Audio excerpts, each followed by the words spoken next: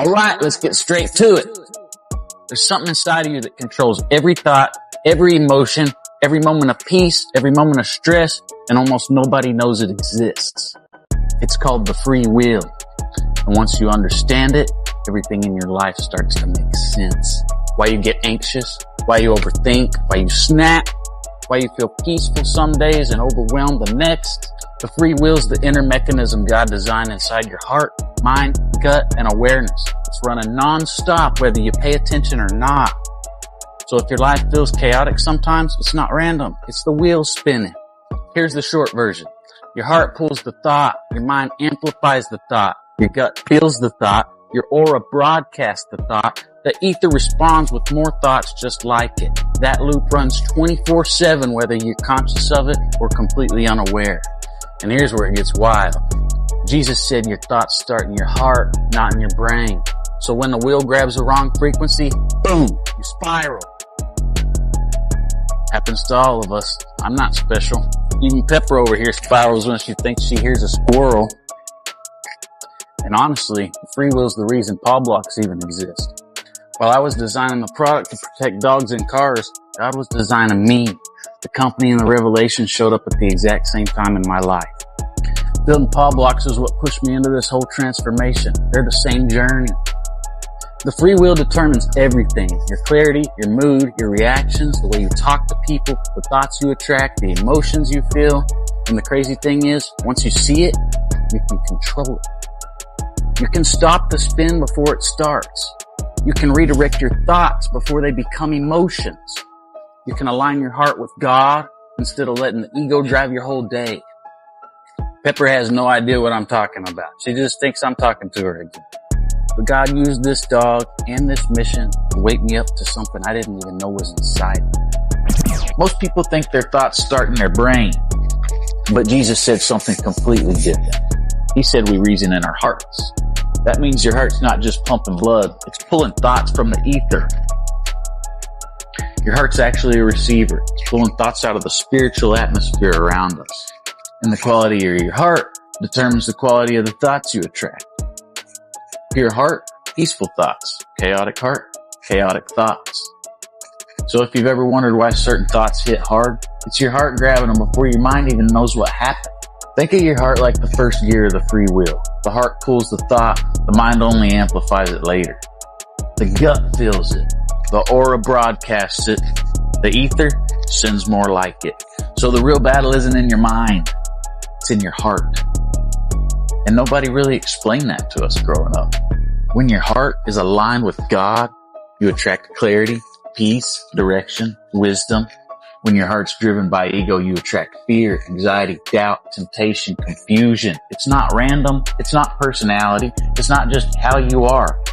It's the heart picking up the wrong frequency.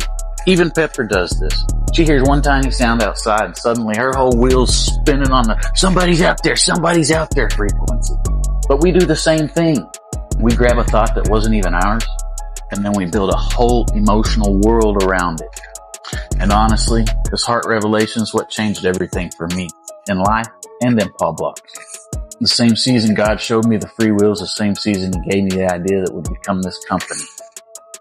The mission and the message came together. Your life will transform the moment you stop letting your heart pick up every frequency floating through the ether. You don't have to believe every thought. You don't have to receive every thought.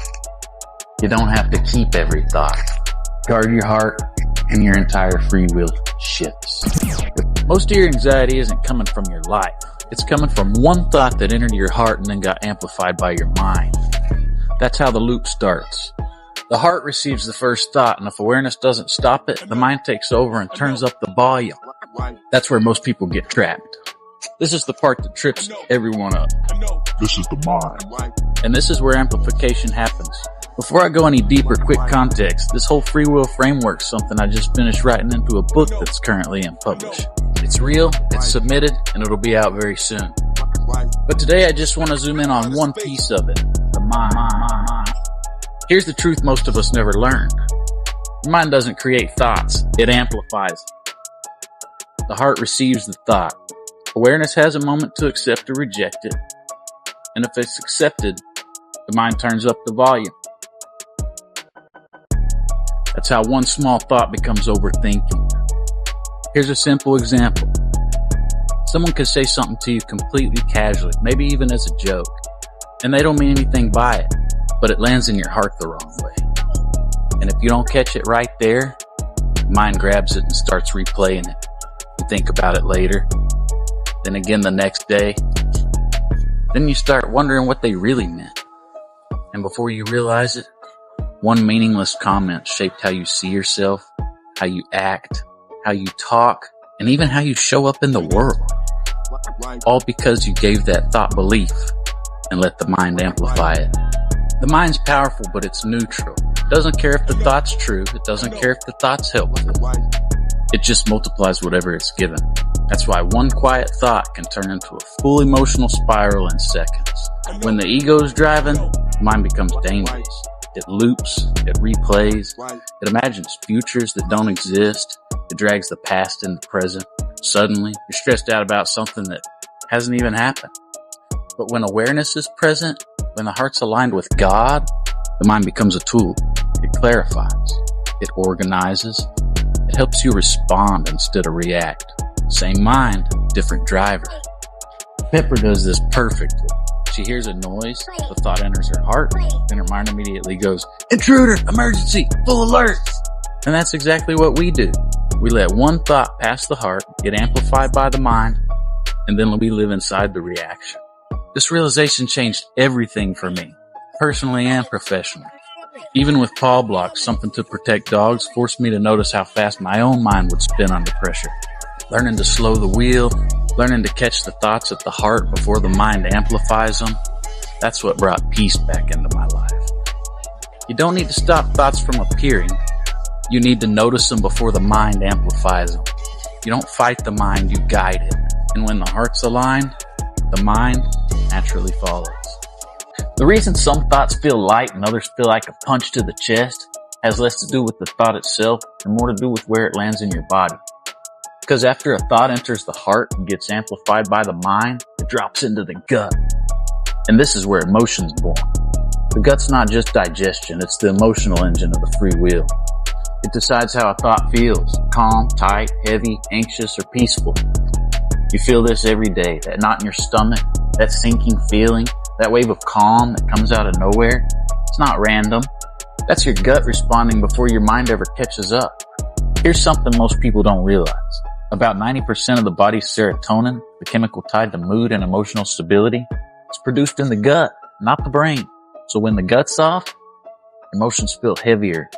When it's supported, the whole system calms down. Your gut's packed with nerves and communication pathways that talk directly to the heart and to the mind. And the condition of your gut, your internal environment, determines whether a thought passes through gently or detonates emotionally. That's why two people can hear the exact same comment and react completely differently. Same words, same thought, different internal soil. One lets it go, the other one spirals. Think of the gut like the emotional filter of the free will. When the filter's stable, thoughts move through cleanly. When it's inflamed, stressed, or depleted, everything feels bigger than it is. That's where anxiety lives. Not just in the mind, but in the body. And once emotion spikes, the wheel spins faster. Pepper shows this perfectly. If she's calm and settled, noises barely register. But if she's already wound up, the smallest sound turns into a full body reaction. We're the same way. When the gut's calm, reactions soften. When it's unsettled, everything feels urgent. Here's the part most of us were never taught. God didn't design the gut to run on stress and chaos. He stocked creation with things that stabilize it. Probiotics that restore balance, clean water, whole foods, grounding in nature, deep breathing, even calming botanical herbs that help the body settle and quiet the nervous system. These aren't trends, they're supports built into creation. When the gut's supported, emotions stabilize. When emotions stabilize, the mind stops overreacting. And when the mind quiets, the heart stops grabbing every passing thought. That's how the system heals. Not by force, but by alignment. This changed everything for me. I stopped trying to think my way out of emotional storms, and I started supporting the system God designed. The result wasn't numbness, it was peace. Emotional reactions aren't character flaws, they're signals. When you care for the gut, you slow the free will down. You regain space, you regain choice. Have you ever walked into a room and felt tension before anyone said a word? Or felt calm around someone without knowing why? That's not intuition, it's not imagination. It's something you're already broadcasting and receiving every single day. Once a thought moves through the heart, gets amplified by the mind and felt in the gut, it doesn't stop there. It moves outward. And that outward signal is your aura, the field your inner state creates around you. The aura isn't a mystical bubble floating around you. It's the field created by what's happening inside you, your emotional state, your nervous system, your level of awareness. That's what you're broadcasting to the world. You feel this all the time. Tension, calm, heaviness, peace. Nobody explains it, but everybody experiences it. Pepper actually shows us in a way that surprised me. Sometimes she'll lift her head, shift her posture, or come sit closer to me before there's any sound, any movement, any obvious reason. She's not reacting to something outside, she's responding to a field. She senses a shift before there's a trigger, and that's what the aura really is. It's information without words. Humans do this too, we've just trained ourselves to ignore it. You feel when someone's tense before they speak. You feel when a room's off before anything happens. You feel when someone's calm before they say a word. That's not imagination. That's awareness picking up a broadcast. And here's the key. You don't fix the aura directly. You fix what feeds it. When the gut's supported, emotions settle. When emotions settle, the mind stops racing. And when the mind quiets, the heart stops grabbing every passing thought. When that happens, the aura steadies on its own. The free will slows down. Life stops feeling like constant resistance. Here's the hard truth.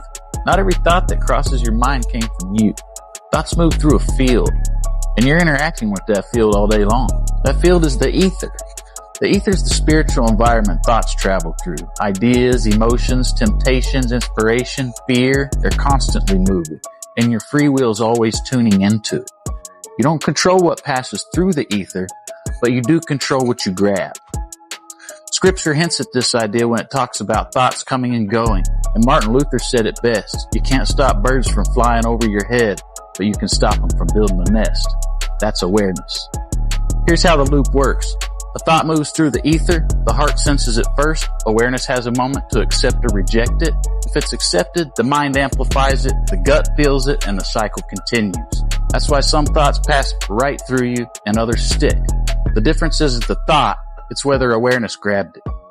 Pepper shows this perfectly. She can be dead asleep, totally calm, and a sound goes by, nothing happens. Same environment, same ether.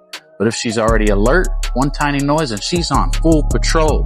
Same field, different internal state. We're exactly the same way. When we're settled and present, thoughts pass. When you're reactive, stressed, or distracted, you latch on. And once you latch on, the mind runs with it. This understanding reshaped my life. And it shaped the same season that led me to build PawBlox. Learning to protect dogs forced me to slow down, pay attention, and stop reacting to everything around me. And this is where we talk about force. The free will isn't passive. It doesn't wait for thoughts to show up and decide what to do with them. The free will itself is energetic. It spins. And as it spins, anything moving through it gets pulled into motion. Thoughts don't create the spin. Emotions don't create the spin. They increase the speed. Here's the mechanic. A thought passes through the wheel. On its own, it's light. But when that thought carries emotional charge, anger, fear, frustration, desire, the wheel accelerates. The faster it spins, the harder everything moves through you. Thoughts slam through the head. Sensations smash through the gut. The body reacts before awareness can slow it down. That's why strong emotions feel violent inside. It's not metaphorical, it's momentum. Anger doesn't just feel intense, it increases rotational force. Fear doesn't just feel urgent, it tightens the wheel. Chaos doesn't just feel loud, it multiplies speed. This is what people experience as being triggered. Not because something happened, but because the wheel is already spinning fast enough that anything hitting it detonates. Pepper shows us in a completely different way. When she's calm, she sprawls out loose, heavy, grounded, her body's open. But when she's wound up, not reacting to noise, just internally charged, her posture changes, her muscles tighten, her body shifts. Even before anything happens, she's primed. At that point, it doesn't take a stimulus. The wheel's already moving. Humans do the same thing. tight jaw, shallow breath, locked posture, racing internal dialogue. By the time thought shows up, the system's already spinning fast enough to make it hurt. This is why fighting thoughts never works. You're trying to stop the objects while the engine's still revving. The solution's not control, it's acceleration. When the gut settles, emotional charge drops. When emotional charge drops, the wheel loses torque. When the wheel slows, thoughts stop slamming. And when the wheel slows enough, awareness can steer again. This shift changed how I lived, how I respond, and how I built PawBlox. Pressure didn't disappear, resistance did. Slowing the internal wheel changed how everything outside felt. Jesus said something that most people read right past. He said the kingdom of heaven is within you, not around you, not coming someday, within you. And once you understand how the free will works, the statement stops being poetic and starts being mechanical. Everything in this series has been pointing here. The heart pulls the thought, the mind amplifies it, the gut gives it emotional charge, the aura broadcasts it, the ether responds, and awareness decides whether the wheel spins in alignment or chaos. That entire system lives inside you, which means your inner state doesn't just affect your life, it projects it. This is why scripture says, as a man thinketh in his heart, so is he. Thought isn't passive, thought is creative. Reality doesn't happen to you, it flows through you. I see this with Pepper all the time, but not in the old way. Sometimes we'll be sitting quietly, nothing going on. She'll just look up at me and wag her tail. No stimulus, no sound, no reward. She's responding to presence, not environment. And a few seconds later, I'll realize I shifted inside. Calmer, grateful, grounded. She didn't react to the world, she responded to what was being broadcast. We do the same thing, but we've forgotten how to notice it. When awareness is present, the wheel slows. When the wheel slows, thoughts soften. When thoughts soften, emotions settle. And when that happens, life starts meeting you differently. Not because the world changed, but because the signal did. This is where PawBlox comes in. Building a product meant to protect dogs forced me to confront this truth daily. Fear, urgency, responsibility. I had to learn how to not let the wheel spin out. PawBlox wasn't just a company. It became a practice in awareness, protection, and alignment. The same principles that keep a dog safe are the same principles that keep a mind steady. That's also why we're bringing PawBlox to life through Kickstarter.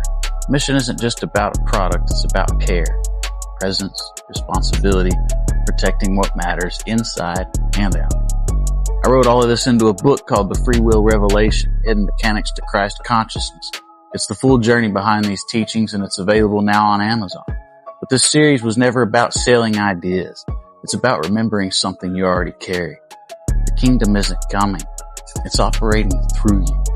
If this series helped you stay connected, support the mission, and if you're ready to protect your dog and be part of what we're building, you'll find us at getpawblox.com.